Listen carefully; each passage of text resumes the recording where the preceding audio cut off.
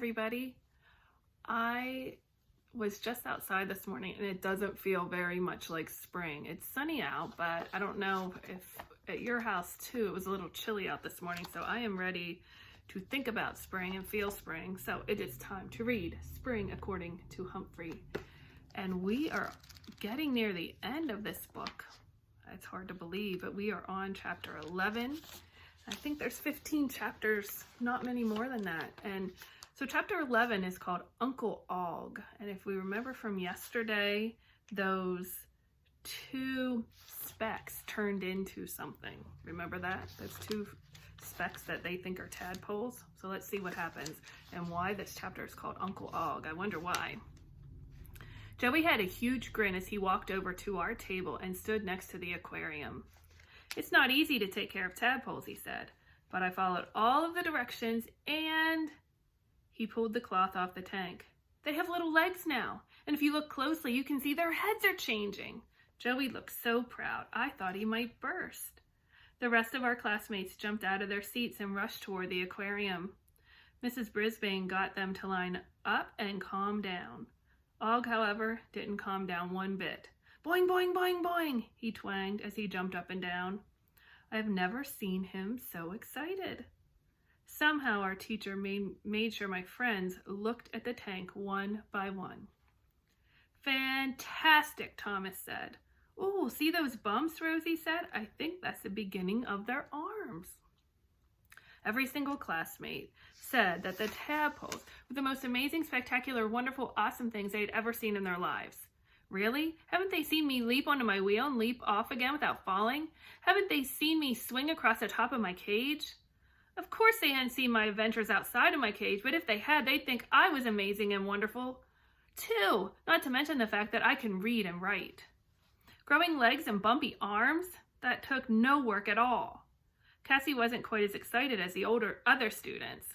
"That's very interesting," she said, "but have you ever seen birds build a nest?" "I haven't," Mrs. Brisbane said, "but I'd like to. Thanks for sharing your pictures with us." "Yes, thanks, Cassie," helpful Holly said. "I'd love to see the baby birds hatch." Cassie invited Holly over to her house, and I could tell she felt a whole lot better. I would have liked to see the baby birds hatch too. I've been a little upset with Mrs. Brisbane for making us wait for the unveiling of the tadpoles, but I was happy when she let the students take time to watch them. Not that they did much, but they didn't look like specks anymore, and that was interesting to everybody. I think it was especially interesting to Og. "Boing, boing," he said. Then he jumped into the water to do some serious splashing. After that, he went back to his rock and looked over at the aquarium. "Boing, boing, boing, boing," he exclaimed in a very loud voice. "I think Og likes them," Nicole said. I wasn't so sure about that. "Maybe he remembers being a tadpole too," Harry said. "We should name them," Thomas suggested. "How about Tad and Pole?" Some of my friends groaned at that idea. Then Simon said, "We should call Og Uncle Og." Everybody laughed at that idea, except maybe me. Uncle Og," they repeated. "Boing, boing," Og joined in. I was unspeakably relieved when it was time for lunch and my friends had to leave the classroom. I needed a break. Besides, I hadn't had a chance to get a good look at the tadpoles myself yet.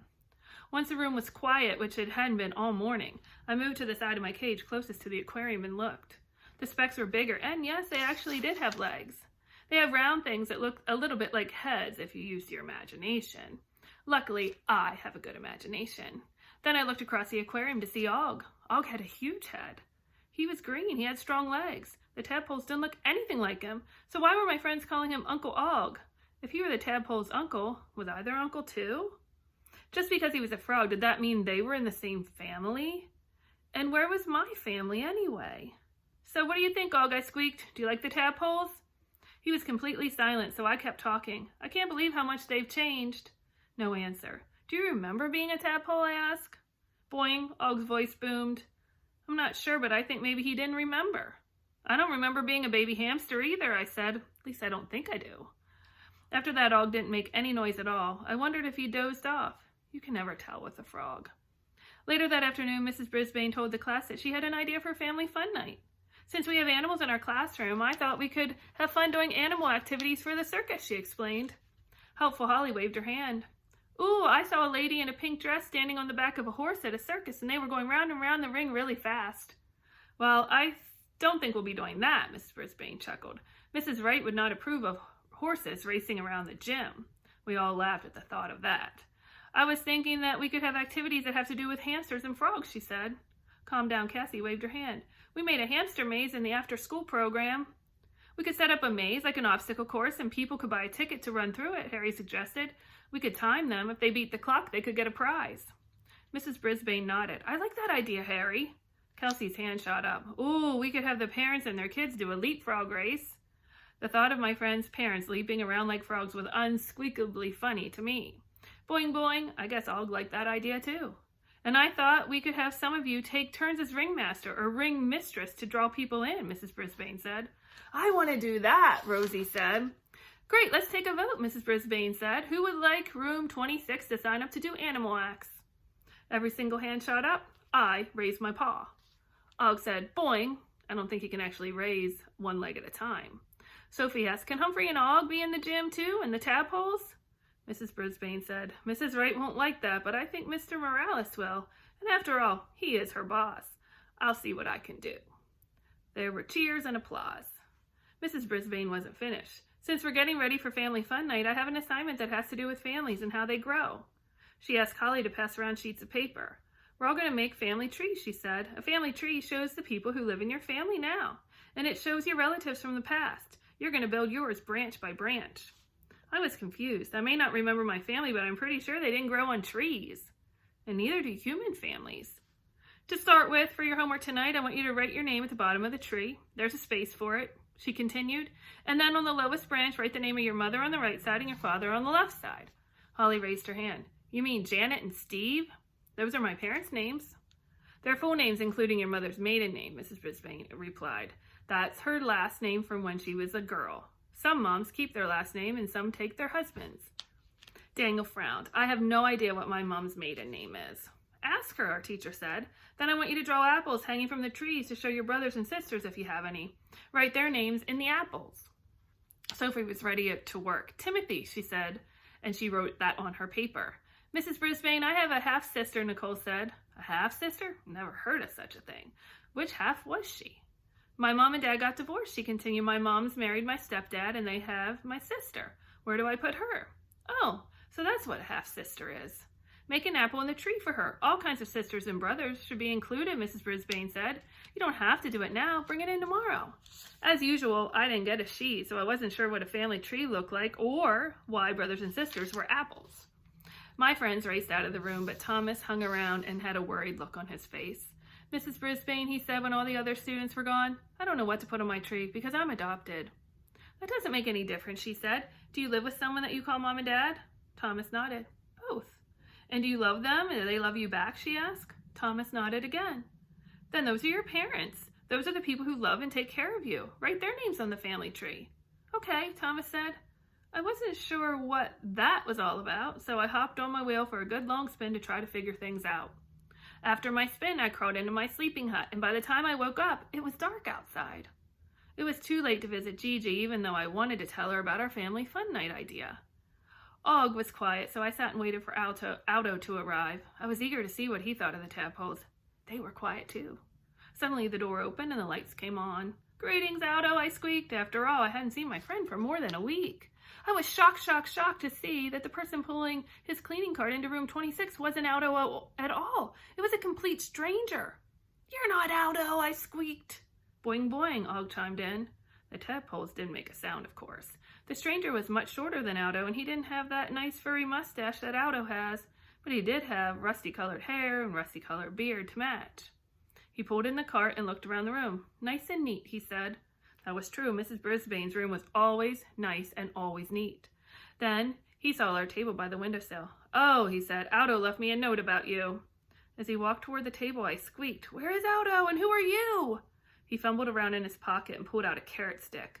Aldo told me to give the hamster a treat. I guess that's you. Of course it's me, I squeaked. Does anyone else around here look like a hamster? He pushed the carrot stick between the bars of my cage. Thank you, I said, even though I had no idea who this person was. The man scratched his head and looked around. He said to give the frogs something. Luckily, he spotted the jar of froggy fish sticks. Ah, he said. He opened the jar, took out a few sticks, and threw them into Og's tank. Boing, boing, my froggy friend said. The man scratched his head again as he stared at the tadpoles. He didn't tell me what to do about you. He leaned in closer to look at them. Whatever you are. I understood his confusion. Who are you? I squeaked. Sorry, I don't know the ropes, the man said. I'm just filling in for Aldo. His wife had twins, a boy and a girl. Yay, yay, yay, I squeaked. Did you hear that, Og? Boing, boing, boing, Og replied. The man smiled. Aldo said, you guys have a lot of personality. Aldo has a lot of personality, too. I tried to picture a baby girl who looked like his wife, Maria, and a son who looked like Aldo. Did he have a mustache like his dad? The man took his broom and began to sweep the floor. He didn't do the funny things Aldo did, like balancing a broom on one finger, but he swept and dusted, straightened the tables, and worked very hard. I'm telling you, even if you can't understand me, I really need this job, he said. But it's not your job, I squeaked. I was happy when Og agreed. Boing, boing. He's about to graduate from college, and if he gets a teaching job, I hope I can move up to being a full-time custodian, he said. Right now, I just fill in when someone can't make it. He stopped talking, but I kept listening. After a while, he spoke again. I have a wife and kids, too, he said. The store where I work closed down, and I've only been able to find part-time work. He stopped and looked over at us. Hey, why am I talking to a hamster and a frog? Because we're listening, I squeaked. Boing, Og said. The room looked fresh and shiny as the man stopped and cleaned on the floor. I'd do anything to get this job, he said, as long as Aldo has a better job. He's a good guy. The best, best, best, I agreed. The man was finished, but as he pulled his cart toward the door, he said, My name is Bob, and I hope to see you again. He switched off the light, and I sat there in the dark for a long, long time. Og, Aldo wants to be a teacher, I squeaked, and I want what Aldo wants. But what will it be like when he's not here every night? Og leaped into the water side of his tank and splashed around. If Aldo can't be here tonight, I hope Bob gets the job, I said. Then I moved toward the window and looked up at the moon. I'll miss Aldo so much, I squeaked, but Bob needs a job too. And he did give us treats.